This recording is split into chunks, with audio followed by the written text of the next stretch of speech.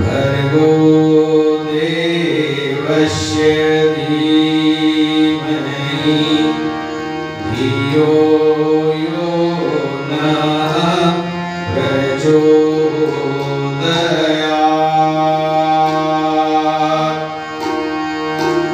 ॐ त्र्यम्बकं यजामहे सुगन्धिं पुष्टिवर्धनम् उर्वारुकमिव बन्धनान् मृत्योर्मुक्षीयमामृतात्। गुरुर्ब्रह्मा गुरुर्विष्णुः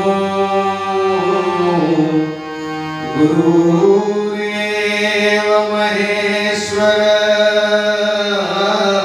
गुरुरेव परब्रह्म तस्मै श्री गुरुवे नमः। अखण्डमण्डलाकारं व्याप्तमयेन चराचरम् तत्पदं दर्शितं येन तस्मै श्री गुरुवे नमः। भगवती मेरी मातु है, पिता मेरे श्री राम, उन दोनों के चरणों में मेरा कोटि कोटि प्रणाम, मेरा कोटि कोटि प्रणाम।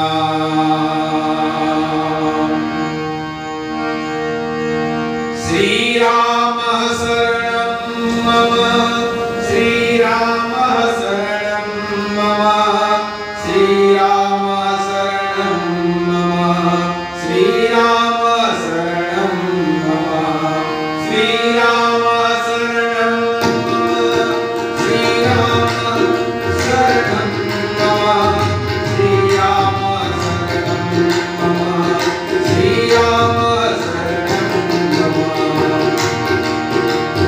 श्री कृष्ण शरणं मम,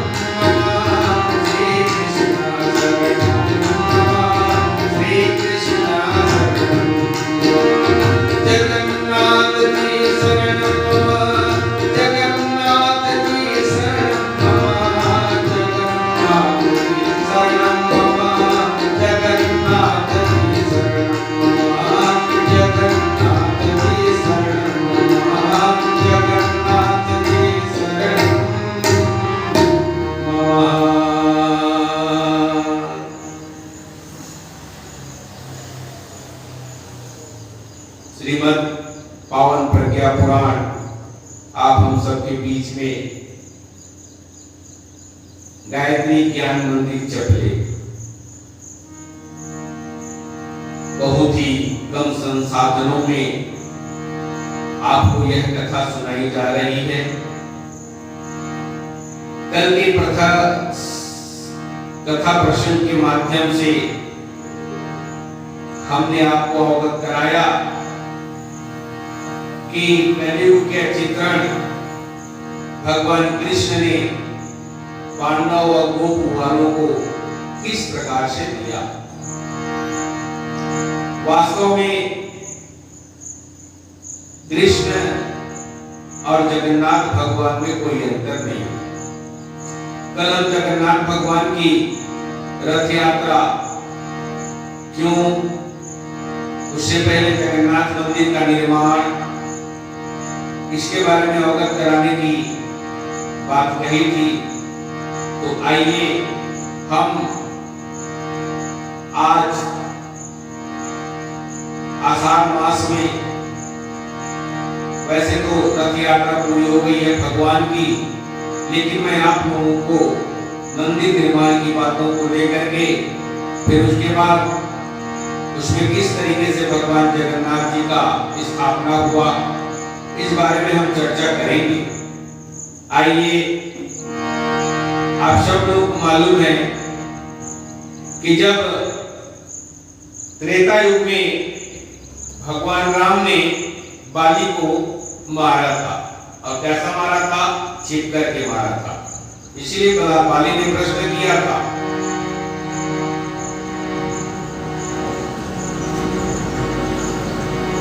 धर्म हेतु अवतरणी गोसाई,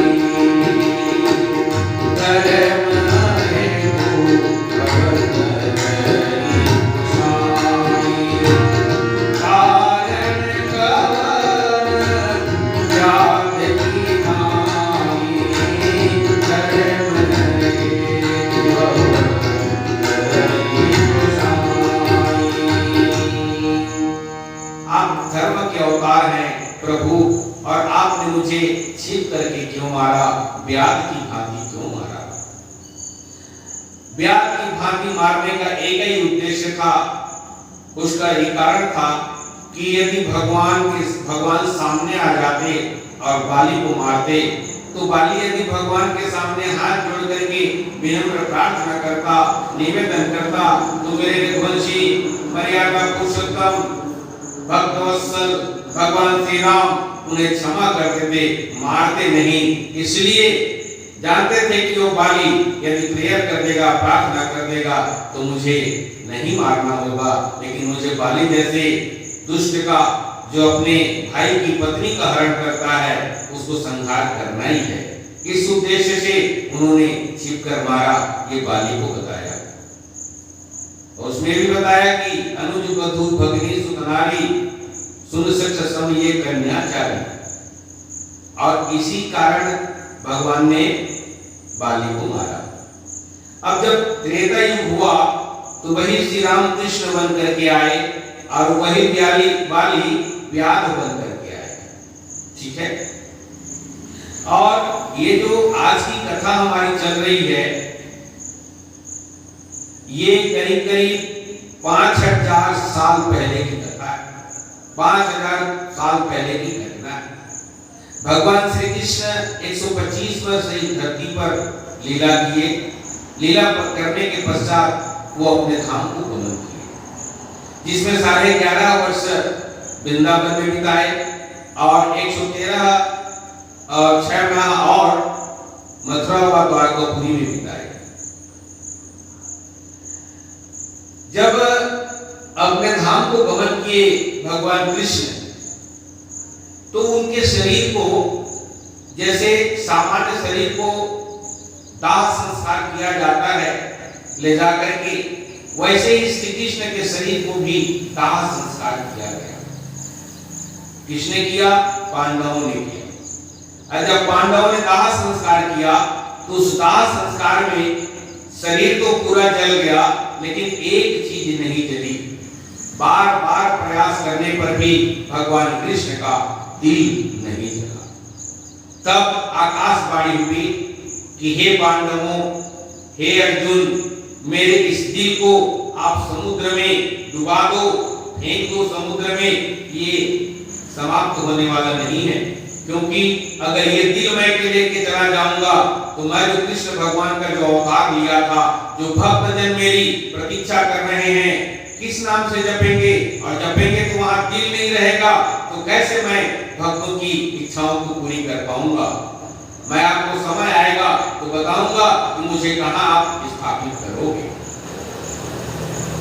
और इस तरीके से आकाशवाणी हुई और आकाशवाणी होकर के उन्होंने उस दिल को समुद्र में फेंक दिया। 5,500 वर्ष पहले भक्तों इसी समय पुरी में राजा इंद्रद्युम्न और रानी गुंडीचा, इनका राज्य चल रहा था। और राजा के धर्मालु, धर्म के प्रकृति के थे, दयालु प्रकृति के थे। रानी भी श्री कृष्ण को बड़ा प्रेम करती थी, बड़ी पूजा पाठ करती थी। उन दोनों के मन में विचार आया कि हम क्यों न इस पुरी में एक मंदिर बनाएं, जिसको हम जगन्नाथ मंदिर के नाम से जानेंगे। तो मित्रों, उस समय के जो इंजीनियर वगैरह थे ना, उन्होंने डायग्राम खींचा और मंदिर का निर्माण कराया। मंदिर का निर्माण तो करा लिया, अब प्रश्न उठा कि मूर्ति की स्थापित की जाए। तो उन्होंने मूर्ति स्थापना की श्री कृष्ण की। तो जब मूर्ति स्थापना करते थे ना, तो मूर्ति स्थापना आज किए हैं, और रात को जब कपाट बंद करके जाते अपने अपने घरों में और दूसरे दिन फिर पूजा करने आते, तो वो मूर्ति गायब रहती। ऐसे एक दिन नहीं, कई दिन घटना घटी। तब फिर आकाशवाणी हुई कि मेरी मूर्ति कहाँ जा रही है, मेरा दिल समुद्र में है, और जब तक उस दिल को ला करके समुद्र से आप इस मंदिर में आप इस मूर्ति पर नहीं रखोगे, तो फिर मैं ऐसे ही बार बार चला जाता रहूंगा इस मंदिर से। और वहीं से आकाशवाणी हुई, यदि मूर्ति की स्थापना की बात आई तो अब आप मूर्ति स्थापना मत कीजिए, स्वयं स्वर्ग से मूर्ति स्थापना करने के लिए योग माया आएंगे और उनके द्वारा निर्माण कराने वाले आएंगे और निर्माण करके वो मूर्ति को स्थापित करेंगे। स्वयं ब्रह्मा जी आकर के उनकी प्राण प्रतिष्ठा करेंगे। और उन्होंने फिर एक और घोषणा किया कि उस समय तो कह दिया कि हम मंदिर निर्माण, जब मूर्ति निर्माण करेंगे मंदिर के अंदर में करेंगे, और मूर्ति निर्माण करने पर आप लोग कोई नहीं देखोगे, हम कपाट को बंद करके मूर्ति का निर्माण करेंगे।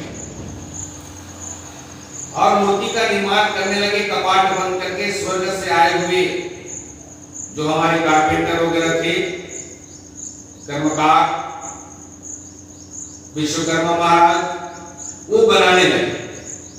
ठक ठक की आवाज आती थी जब निर्माण किया जाता था नीम की लकड़ी से।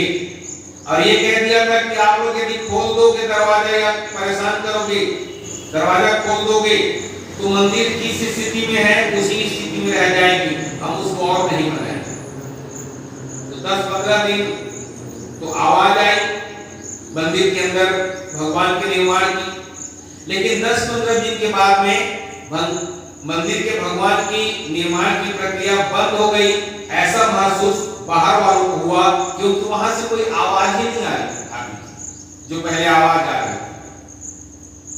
तो भक्तों ने सोचा, पुरी वालों ने सोचा कि क्यों ना मंदिर अब खटखटा के दरवाजा खोला जाए, और दरवाजा खोलेंगे तो खोलने के बाद हम भी अब दर्शन करेंगे, क्योंकि निर्माण तो हो गया ऐसा लगता है। लेकिन दरवाजा जब जबरदस्ती खोले, और उस समय भगवान का निर्माण, मूर्ति का निर्माण पूरा नहीं हो पाया था, शीश नहीं बन पाया था, हाथ पूरे नहीं बन पाए थे, कमर से नीचे का भाग नहीं बन पाया था। और भक्तों ने दरवाजा खोल दिया। तीनों, सुभद्रा मैया, जगन्नाथ जी और बलराम भैया तीनों की स्थिति एक बराबर थी। तो एक मत ऐसा भी है कि मंदिर में कपाट खुलने के कारण मूर्तिकार आगे का काम बंद कर दिए और तब से मूर्ति उतने ही रह गई। लेकिन यहाँ पर प्रश्न उठता है कि क्या खंडित मूर्ति की पूजा करनी चाहिए? विद्वान और वेद शास्त्र कहते हैं कि खंडित मूर्ति की पूजा नहीं करनी चाहिए, लेकिन नहीं, ये मूर्ति खंडित नहीं है, वो उतने ही निर्माण है। निर्माण के बाद थोड़ा टूटा नहीं है कहीं पर, इसलिए उसकी पूजा की जा रही है।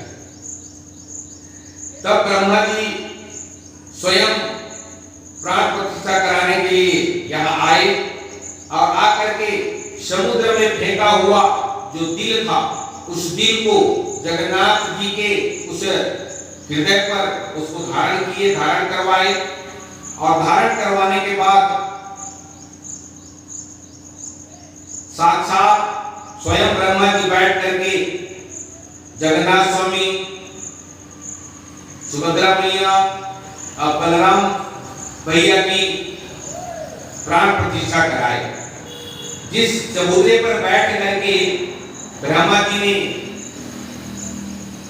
प्राण प्रतिष्ठा कराया था, वो चबूतरा आज भी ब्रह्म चबूतरा के नाम से जाना जाता है। एक बात और आती है कि भगवान के आधे अंग क्यों है वहां, ठीक है। जब महाभारत पूरा हुआ, लीला करते हुए कुरुक्षेत्र में अपने पत्नियों के साथ माता यशोदा, गोपियां, मां रोहिणी सभी आए तथा कृष्ण को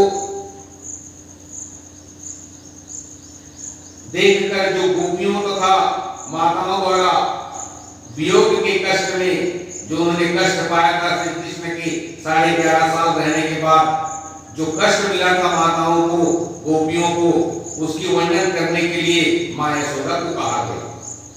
मां यशोदा ने कहा कि मैं तो वर्णन नहीं कर पाऊंगा, क्योंकि वहां देखिए कृष्ण की 16,108 रानियां हैं ना, ठीक है ना, वो सब थी, गोपियां थी, माताएं थी।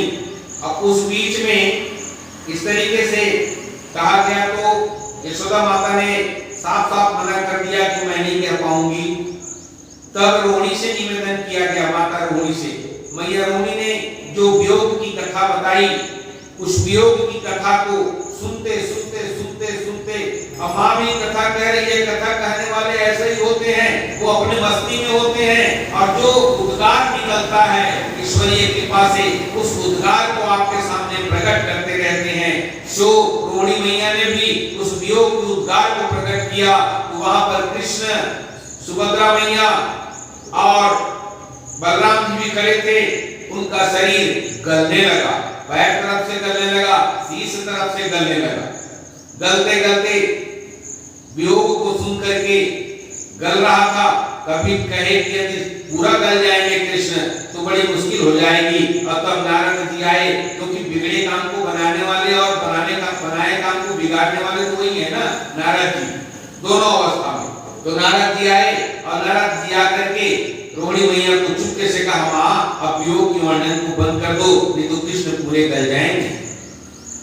तो हाथ आधा गला था, पैर कमर से नीचे गल गया था, शीश पूरा गल गया था, तीनों की एक ही स्थिति थी।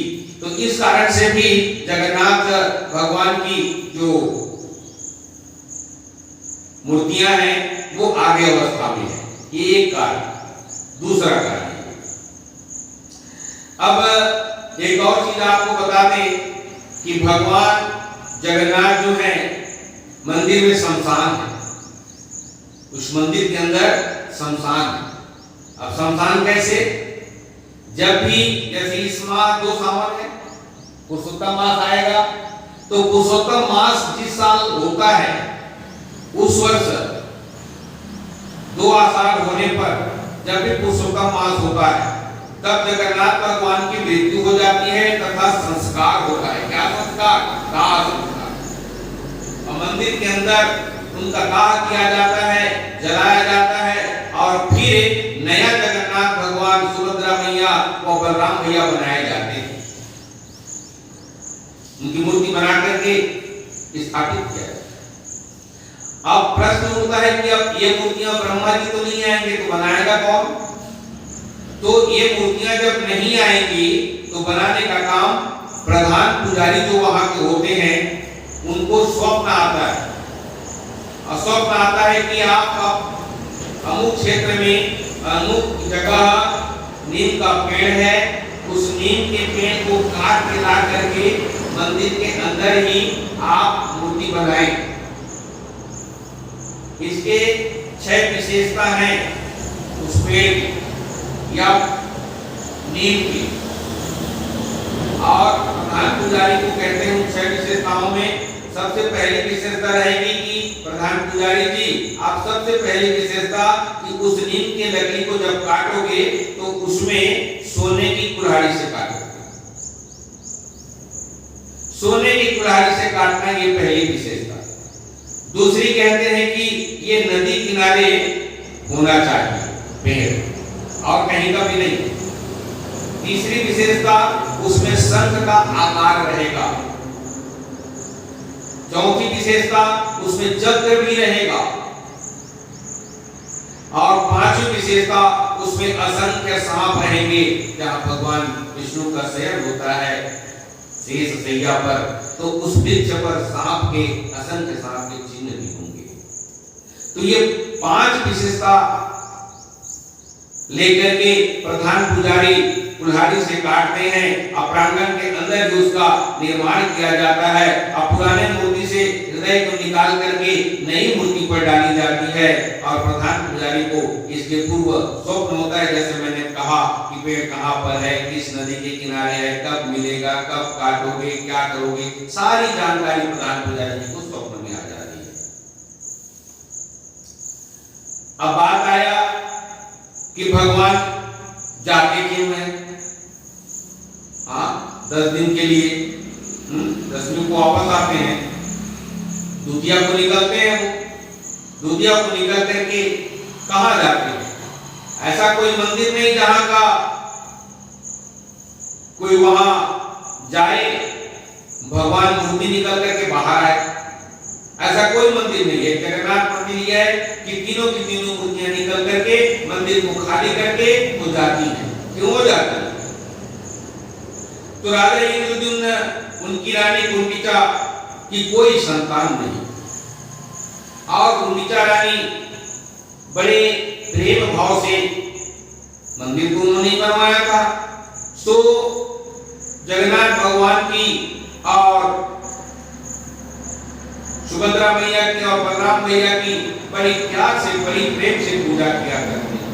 इसलिए तो बार बार कहा जाता है भक्तों को कि प्रेम करो तो भगवान से करो। एक दिन हम प्रसंग लेंगे कि भगवान को क्या चाहिए आपका, उसका प्रसंग लेंगे, एक दिन सुनाएंगे आपको।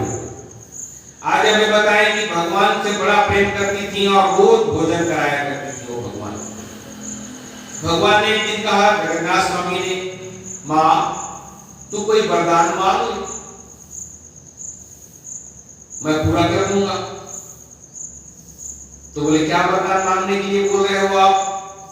देखो बातें करते हैं ना, यही तो रामकृष्ण परमहंस के साथ माँ काली बात करती थी। हाँ, कलकत्ता की काली माँ रामकृष्ण परमहंस के साथ बात किया करती थी। कर्माबाई के हाथ से भगवान भोजन किया करते थे। यही जगन्नाथ स्वामी मंदिर से निकल करके आ करके कर्माबाई के हाथ से भोजन किया करते थे। प्रेम से क्या नहीं होता है, जूठे बेर खाते हैं राम के। भगवान से प्रेम किया था मनु और शत्रुपा ने, स्वयं खड़ा है उनके बेटा बन करके। प्रेम से सारा चीज होता है। तो वरदान मांगने को कहा तो गुंडीचा मां ने वरदान मांगने से मना कर दिया। मैं क्यों वरदान मांगू? बोले आपका कोई बेटा नहीं है, मांग लो वरदान, मैं पूरा कर दूंगा। कौन कहता है मेरे बेटे नहीं है? मेरे 2 बेटे हैं और 1 बेटी है। और कौन है बताऊं? जगन्नाथ मेरा बेटा है और बलराम मेरा बड़ा बेटा है, और ये सुभद्रा मैया ये मेरी बेटी है। जिसके 2 बेटे हो 1 बेटी हो उसको भला और पुत्र की क्या जरूरत है? ये गुंडीचा मां ने कहा जगन्नाथ भगवान से जब उन्हें वरदान मांगने के लिए कहा। तब भगवान ने माता गुंडीचा के से कहा कि अब आप बूढ़ी हो जा रही हैं, आप मंदिर में मत आना, उम्र बढ़ गई आपकी, रोज पूजा पाठ करने आप आती हो, अपना आप आओगी, शरीर कमजोर हो गया है, अतः आज से मैं ही आपके घर जाकर के पूजा पाठ करवा के आऊंगा। भगवान ऐसे भी करते हैं। और आषाढ़ मास की द्वितीया तिथि को भगवान अपने बड़े भैया एवं अपनी बहन के साथ रथारूढ़ होकर के अपने मैया के घर आकर के रहते हैं। कौन मैया? गुंडीचा मैया के यहाँ आकर के रहते हैं। ये भगवान जगन्नाथ की बात है। वो क्यों रथ यात्रा निकलती है? रथ यात्रा इसीलिए निकलती है क्योंकि स्वयं भगवान गए थे तो हर साल द्वितीया की तिथि पर आषाढ़ की वहां पर भगवान गुंडीचा माँ के यहाँ जाते हैं और यही पुण्य दिवस है, इसीलिए द्वितीया को रथ यात्रा सब तरफ निकाली जाती है उसी की याद में।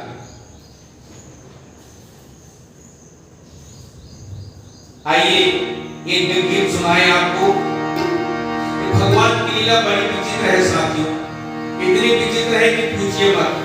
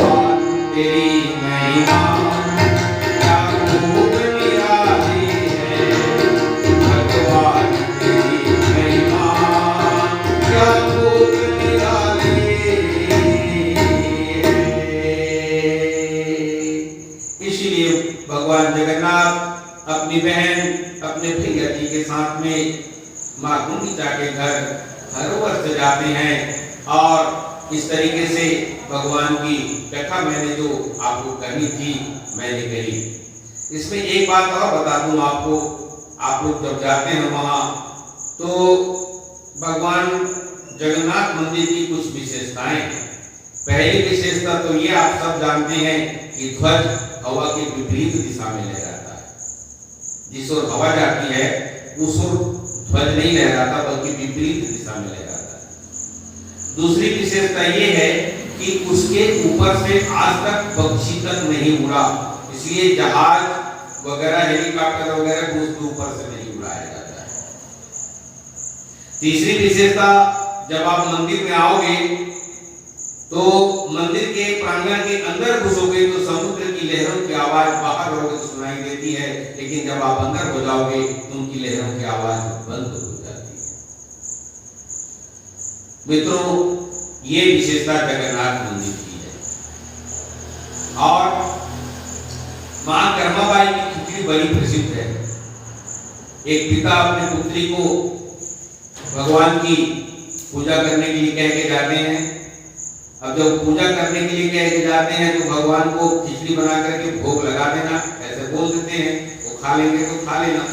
कर्माबाई निवेदन करती है, इस पात्र में उनके पिताजी दिया करते थे और उस पात्र में जब वो भोजन कराते हैं भगवान को, भगवान ग्रहण नहीं करते हैं। तब वो निवेदन करती है, कई दिन उपवास रहना पड़ता है कर्माबाई को, अब भगवान खिलाते हैं, वही जगन्नाथ स्वामी उनके भोजन को ग्रहण करते हैं। तब ज्यादा दूर था तो भगवान जगन्नाथ ने कहा कि तू मेरे घर के किनारे में एक झोपड़ी बना ले और वहीं रह और रोज खिलाना, क्योंकि अब तेरे खिचड़ी के बिना मेरा जीवन चलने वाला नहीं है। तब कर्माबाई किनारे में एक झोपड़ी बना करके रहने लगी और उसी झोपड़ी में आज खिचड़ी पकती है। वहीं से खिचड़ी खरीद करके आप खाते हैं। उसमें भी एक विशेषता है कि 11 बर्तन 12 बर्तन रखे जाते हैं। ऊपर के बर्तन का खिचड़ी मिट्टी का तो सबसे पहले पकता है, नीचे पकते पकते आता है, तब कहीं नीचे की खिचड़ी पकती है। कर्माबाई जब इस तरीके से खिचड़ी बना करके रोज भगवान को खिलाया करते थे तो भगवान उनके घर आते थे खाने के लिए। पुजारियों द्वारा देखा गया कि एक दिन तो भगवान है ही नहीं वहां, अंदर में तीनों के तीनों गायब। तो पुजारियों को लगा कि भगवान जाते कहाँ हैं। जब वापस आए ना पुजारी आ गए करके तो उनके मुख में लोटा हुआ था चावल का दाना, लीका जिसे बोलते हैं, वो लटका हुआ था। पुजारी जी ने कहा कि कहाँ गए थे भगवान। भगवान कहाँ बताते हैं उसको। उन्होंने कर्माबाई से भेंट की, जो बगल में रहती थी, क्या खिचड़ी, जो तो खिचड़ी उसका स्वरूप था, खिचड़ी खाए ऐसा लग रहा था। तो कर्माबाई के घर गए पुजारी लोग और कर्माबाई से पूछे, क्यों कर्माबाई भगवान आए थे क्या? बोले हाँ आए थे ना। तो क्यों आते हैं रोज? हाँ रोज आते हैं। और क्या करते हैं? तो मेरी खिचड़ी बनाई हुई खाते हैं और खा करके चले जाते हैं और कहते हैं कि तुम्हारी खिचड़ी इतनी अच्छी लगती है, इतनी अच्छी लगती है कि मैं बगैर खाए रह ही नहीं सकता। तब प्रधान पुजारियों ने मां से निवेदन किया कि मां, जब भगवान जगन्नाथ स्वामी अपने भाइयों और बहनों के साथ यहाँ आते हैं, आप खिचड़ी खाते हैं ना, तो आप मुझे भी, हम लोगों को दर्शन करा दीजिए ना, हम लोग भी भगवान को खिचड़ी खाते देखना चाहते हैं। तो ठीक है, कल सवेरे आ जाना, जब भगवान आएंगे खिचड़ी खाते रहेंगे तो तुम लोग भी देख लेना। तो सब पुजारी लोग आए और वहां कर्माबाई, मां कर्माबाई खिचड़ी बना करके भगवान को बुलाई और भगवान आए और तीनों भाई बहन आकर के कर्माबाई की खिचड़ी खाने लगे। प्रधान पुजारी से लोग सब बैठे थे वहां उस भगवान की लीला को देखने के लिए। तब कर्माबाई ने खाना पूरा होने पर जब भगवान वापस चले आए अपने मंदिर पर, तब कहा खाना खा लिए भगवान, खा के चले गए वो तो आपको दिखा? बोले हाँ हमको तो दिखा। कर्माबाई बोली हम लोग को नहीं दिखा। कैसे नहीं देख पाए तुम लोग? भगवान तो अपने भैया के साथ में और बहन के साथ में साक्षात आए थे यहाँ और खा के गए। तो फिर हम कल आएंगे मैया, आप हमको दर्शन करा देने के लिए उनसे निवेदन कर दीजिएगा।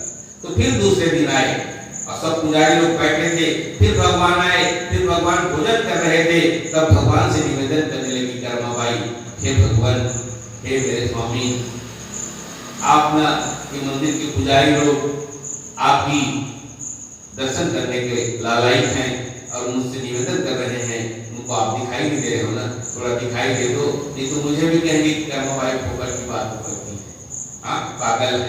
जगन्नाथ स्वामी को आती है कहती है, बलभद्र भाई बलराम भैया को आते हैं कहते हैं, कहती है, और मैया भी आती है कहती सुभद्रा मैया, लेकिन इन लोग नहीं देख पाएंगे तो कहेंगे ना कि पागल है, झूठ बोलती है, आते तो नहीं, हम लोग को क्यों नहीं दिखता। तो हे स्वामी इनको दर्शन जरा दे दीजिए। तो वही दर्शन दिया दिखाते हुए भगवान को। बोले जगन्नाथ स्वामी की जय, बलराम भगवान की जय, सुभद्रा मैया की जय। भक्तों, आज मैंने आपको कथा सुनाई जगन्नाथ स्वामी के बारे में, और कल अब हम प्रज्ञा पुराण की कथा की ओर, क्योंकि भगवान प्रेम से आ जाते हैं ना, तो हम लोग भी कैसे संयम करें, कैसे हमारी शक्तियों का उपयोग करें। आपके पास शक्तियां हैं, उन शक्तियों का उपयोग आप कैसे करोगे ये आपके ऊपर निर्भर है। हम कल शक्तियों का अवगत कराएंगे। उन शक्तियों में शक्ति होगी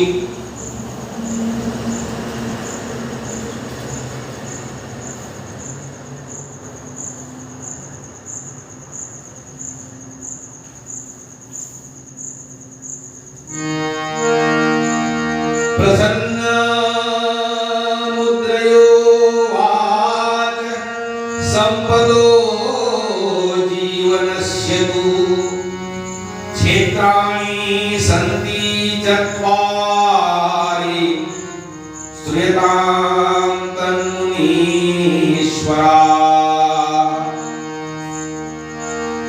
शक्तिन इंद्रिय संबद्धा शक्ति समय संयुता विचार शक्ति स्तूया